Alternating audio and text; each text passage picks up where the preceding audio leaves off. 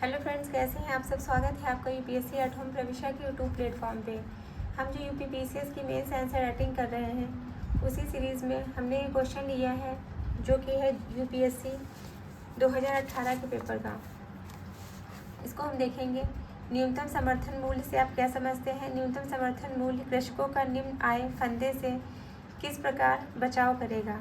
तो ये क्वेश्चन कब पूछा गया है, 2018 में पूछा गया यूपीपीसीएस का।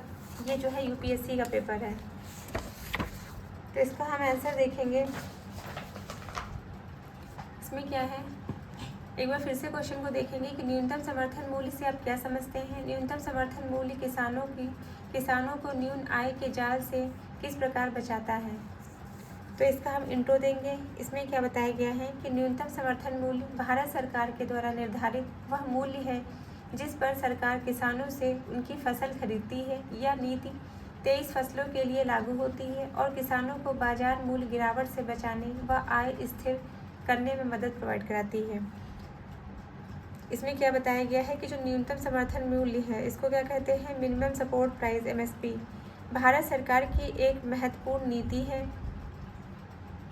इसका उद्देश्य क्या है, किसानों को उनकी उपज के लिए न्यूनतम मूल्य की गारंटी प्रदान करना। यह नीति किसानों को बाजार के मूल्य में अचानक जो गिरावट आ जाती है उससे बचने के लिए उनकी आय को स्थिर करने में सहायक है।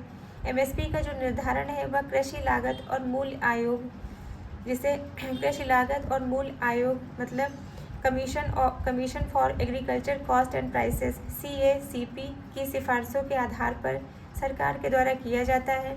वर्तमान में भारत सरकार 23 फसल ऐसी हैं जिस पर एमएसपी घोषित करती है। यह नीति केवल किसानों को आर्थिक सुरक्षा प्रदान करती है, न केवल किसानों को आर्थिक सुरक्षा प्रदान करती है बल्कि देश की खाद्य सुरक्षा को भी सुरक्षित करती है। तो ये हमने जो है क्वेश्चन का इंट्रो देख लिया। अब हम इसका मेन बॉडी का पार्ट देखेंगे।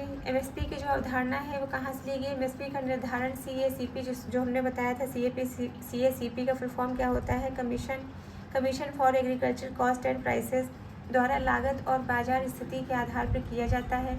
2025 से 2026 के लिए एमएसपी में 5 से लेकर 11% की वृद्धि हुई है। अब हम इसका जो मेन बॉडी का पार्ट है उसको देखेंगे कि निम्न आय के जाल से बचाओ। मतलब इसमें जो है निम्न आय के जाल से एमएसपी किसानों को निम्न आय के जाल से कैसे बचाता है। तो ये क्वेश्चन जो था ये 2018 का था यूपीएससी के पेपर का। हम इसको करंट के साथ अपडेट करते हुए कर रहे हैं। तो इसमें क्या है, निम्न आय के जाल से बचाओ। इसमें जो फर्स्ट पॉइंट है वो क्या है, आय स्थिरता। इसमें क्या बताया गया है कि एमएसपी बाजार के मूल्य गिराने पर न्यूनतम मूल्य की गारंटी देता है।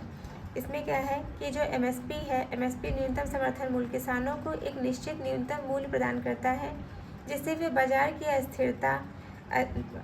अस्थिरता से सुरक्षित रहते हैं। इसका उदाहरण के लिए हम कह सकते हैं गेहूँ और धान की खरीद मुख्य रूप से एमएसपी पर होती है जो कि पंजाब हरियाणा जैसे राज्यों में किसानों की आय को स्थिर करती है। सेकंड पॉइंट क्या है, नुकसान से सुरक्षा। सरकार खरीद केंद्रों के माध्यम से फसल खरीदती है जिससे लागत वसूली होती है। इसमें बताया गया है कि यदि बाजार मूल्य एमएसपी से कम होता है तो सरकार खरीद केंद्रों के माध्यम से फसल खरीदती है जिससे किसानों को उनकी उत्पादक लागत का जो उचित प्रतिफल मिलता है। थर्ड पॉइंट क्या है, उत्पादन प्रोत्साहन। इसके अंतर्गत आवश्यक फसलों की खेती को बढ़ावा देता है। एमएसपी किसानों को आवश्यक फसलें जैसे गेहूँ, चावल, दालें जो कि हमारे जीवन के लिए बहुत ही ज़रूरी है के उत्पादन के लिए प्रोत्साहित करता है जो खाद्य सुरक्षा के लिए महत्वपूर्ण है। यह उन्हें नकदी फसलों पर अत्यधिक निर्भर होने से बचाता है जो बाजार जोखिमों के प्रति संवेदनशील है।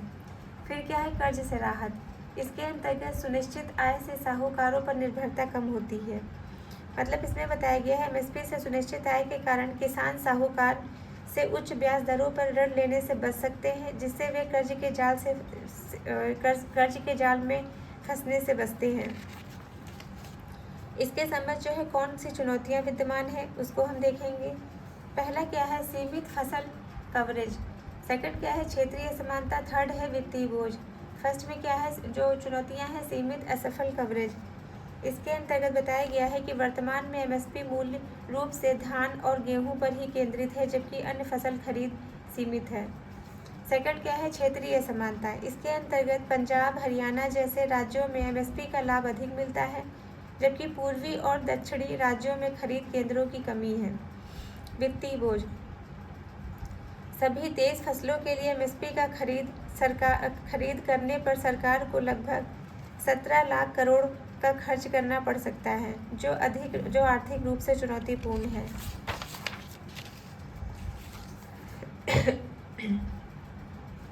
इसके अंतर्गत जो है हाल में उठाए गए कदम, पहला क्या है, पीएम आशा।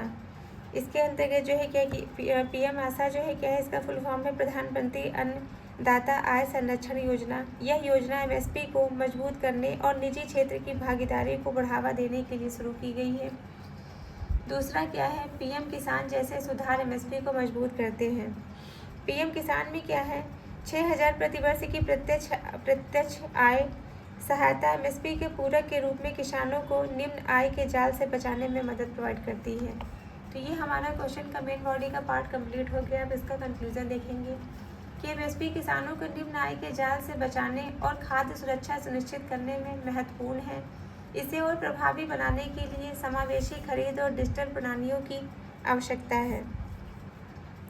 तो ये हमारा क्वेश्चन कंप्लीट होता है, जो कि हमने लिया था जीएस पेपर 3rd से। आप लोगों को हमारी ये मेंस की जो सीरीज़ चल रही है कैसी लग रही है, हमारे कमेंट सेक्शन में ज़रूर बताइए। हमारी जो ये सीरीज़ चल रही है वो यूपीएससी एंड यूपीपीसीएस के पीवाईक्यू एंड मॉडल आंसर पे बेस्ड है, जो कि करंट के साथ अपडेट करते हुए आप लोगों को कराया जा रहा है। तो इस सीरीज़ पे अपना फुल प्यार और सपोर्ट बनाए रखिए। ऐसे ही पढ़ते रहिए, लाइफ में आगे बढ़ते रहिए। यूपीएससी एट होम प्रविशा के साथ में मेंस आंसर राइटिंग करते रहिए। Thank you.